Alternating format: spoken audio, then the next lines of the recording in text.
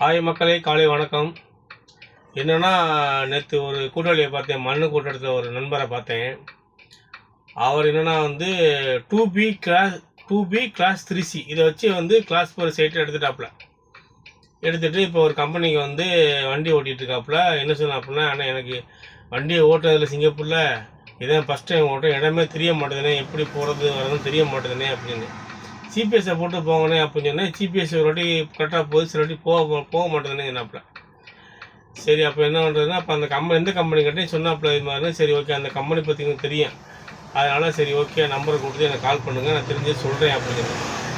அது மாதிரி நீங்களும் புது லைசன்ஸ் எடுத்துருந்தீங்கன்னா இது மாதிரி தெரியாதுன்னா பழையாள்கிட்ட கேட்டு போங்க. கூச்சப்படாமல் கேளுங்க. நிறைய பல பேர் இருப்பாங்க, பல பேர் நல்லா சொல்லுவாங்க. அதெல்லாம் கேட்டு பத்திரமா போங்க. ஏன்னா சிங்கப்பூரில் பாயிண்ட்டு தான் முக்கியம். வண்டி போச்சுன்னா அப்புறம் 1 வருஷம் ஆகும். உங்களுக்கு 12 பாயிண்ட் தான் இருக்கும். அப்புறம் போச்சுன்னா ரொம்ப சிரமம். ஓகேங்களா? நன்றி, வணக்கம்.